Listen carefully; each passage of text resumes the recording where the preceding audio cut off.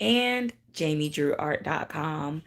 So I am sitting here in my bed, just chilling, and I just wanted to come on here and talk to you for a second. I actually just got out of, it was like a paint party that I was in with my line sisters and everything. We were just in there painting and having a good time. And then, afterwards we just started chatting and just talking about like, realizations that we've had after being, under quarantine and isolated and things like that.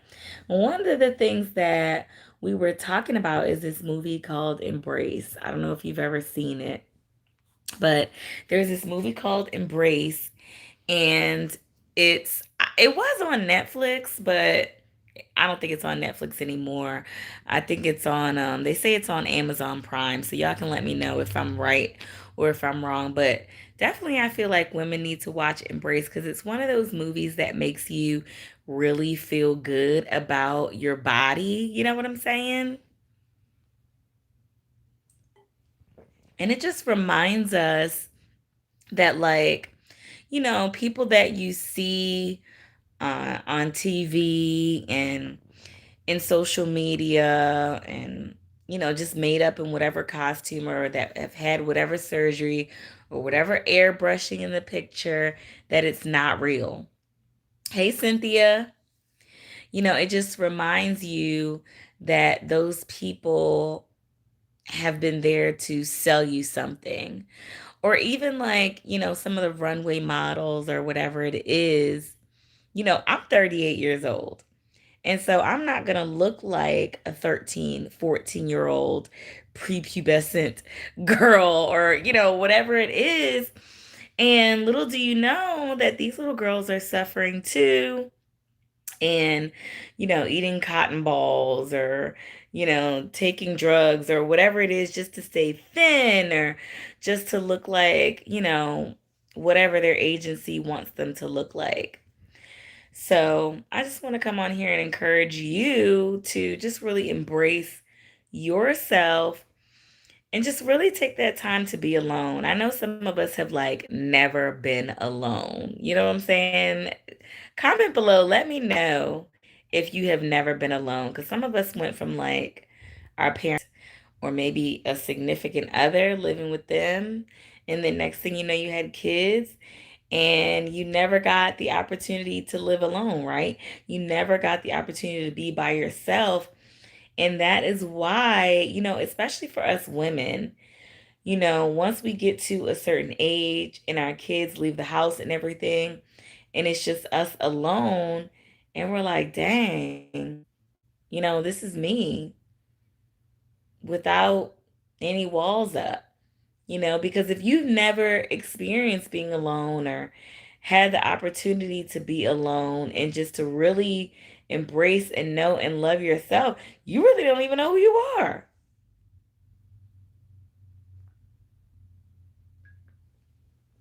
Some people sometimes they end up getting divorced and stuff like that after the kids leave the house. If they do have a significant other, well, maybe it's because you were putting up a facade all those years. You were being somebody who you thought you were supposed to be instead of being the person who you just really were. Some of us have no idea what we even like, who we even are, what we even like to do, who we even want to be when we grow up. I was thinking about this, like, I probably was like 6 or 7 years old. And I remember somebody in my family was like, "Oh, Jamie, what do you want to be when you grow up?" And I said, "I want to be a McDonald's worker." I said it loud and proud too. I'm telling you.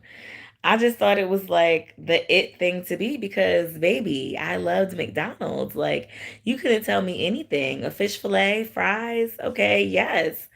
So I wanted to work at McDonald's because I was like, well, this is where my heart lies. But I pretty much was laughed out of the room and like, told that I had to be something else or do something else. And even though like, I get it and it's like, Your family wants the best for you. Okay, I get it. They didn't want me working at McDonald's. I get it.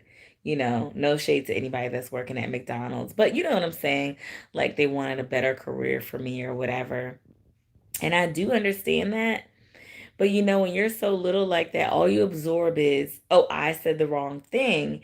And then it gets subconsciously planted into your head that you need to make a wiser, better, more logical decision about your career or a more run-of-the-mill decision, a more safe decision, and really before you know it, you start to live your life that way, making these safe, rational, logical decisions, and doing things that you really don't even want to do, living a life that you don't even want to lead. And then, where does that put you? You know, I was I was saying to my line sisters, like, I always wanted to be like the boss chick and booked and busy, honey, and got so much going on and got an assistant like, yes, darling, hold my appointments for the day. Like that is just what I wanted, okay? I just wanted to tell somebody, hold on my appointments for the day while I click clack away in some business suit and heels or something. Click, clack, click. I'm going to take a long lunch. Click, clack, click, clack. That was what I wanted. But that's just not what I want anymore. And I don't know if it's because I'm knocking on 40's door. I'm sorry, y'all, I disconnected. See, I'm trying to knock on 40's door and I done messed up the camera. But yeah, I don't know if it's because I'm like knocking on 40's door that I'm feeling that way. I don't know if it's because, spending so much time under quarantine feeling that way. I don't know if it's because I moved down south and I'm closer, more into nature. I don't know. It could be a combination of things. I don't know what it is. It could be all of those things or none of those things. I don't know. But it's like I'm coming to this realization that, um, you know, there's more to life than accomplishments, accolades, and the corporate world, the corporate environment. And, we should start thinking like instead of saying, you know, what we want to do with our lives career wise all the time and just really focusing on that, we should say, some things that we like to do in general. And then let your passions and desires in that way lead to what your career focus or how you make your money is going to be. And then we would be so much more productive, right? This world, especially, okay, in the US, we live in the US, focuses on production, production, production, production, be productive, right? Be so productive. But we really would be more productive if we were doing something that, is where our passion lies every single day. So that's a challenge for you to write down the things that you want out of your life and don't talk about like a career. You know what I'm saying? That's right, Cynthia. Life is more than corporate. Life is so much more than corporate. It's your family, it's your friends, it's your memories, the events and circumstances that happen to you, your daily life. So the challenge is to write down some things that you like, that you want to do, that you love to do. And don't even think about, can I make money off of these things? So write down things like, I would love to go hiking more, or I would love to cook more, or I would love to paint. I would love to go on a scavenger hunt. I would like to travel to different countries, or I would like to travel a lot within the United States, or I would like to discover all the colors of couches that there are.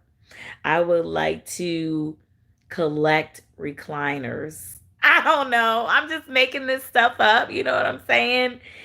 But you never know how, like, writing down these things, and that's right, Cynthia, it's never too late, no matter what age. You never know how writing down these things can start to change your life and actually start to breathe life into those things that you want to do. You know? I see my painting. I see you peeking. Shout out to my painting, y'all. It's peaking. I had this one up for sale, but I was like, nah, it's mine. So I framed it. And it's mine now. Check me out on jamiedrewart.com and thegirlfriendexperience.org. But yeah, write down those things that you really like.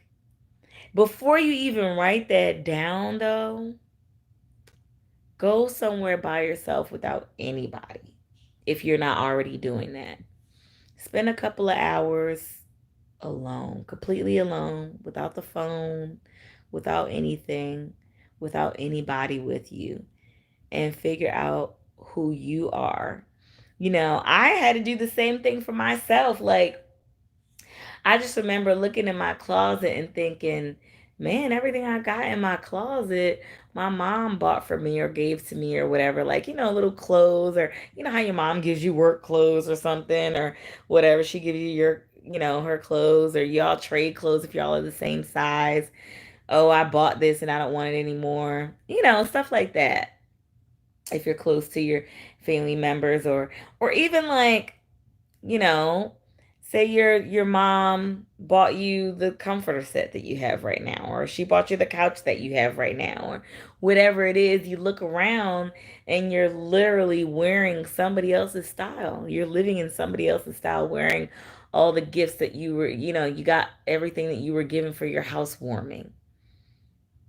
Literally somebody else's style. And okay, if you did a registry, okay.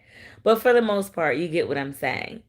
You're literally walking around being a combination of other folks' thoughts and desires instead of your own.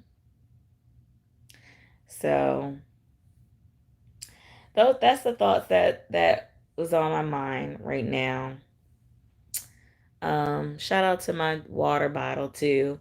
I have been dehydrated recently, so I was looking for a nice bottle. I've had plenty of bottles over time, and most of them could not fit like in my car. So, in the cup holder, it was too many ounces. So I was like, okay, let me just get something that's less ounces. But I really wanted a glass bottle because I'm trying to be sustainable and not do water bottles and stuff all the time. And I wanted something pretty and artsy. So here it is. I'm not even going to say the brand because this isn't sponsored, baby. Okay. Okay, pay me, baby. So I'm gonna get out of here, girlfriends, whoever's watching, so I can sit back and chill and relax and enjoy the rest of my night. And I will talk to you later. And comment and let me know, some of the things that you've discovered about yourself that is new, or, what happened to you after your kids left the house, or after you got a divorce, or after you began to live alone, or after you really discover yourself and who you are. Let me know that you're relating to me, that you understand. Give the rest of the ladies or gentlemen that are watching us, give us some insight and some advice and how you got through it and how you discovered yourself. Okay? So until next time, peace and blessings. I love you guys. Good night.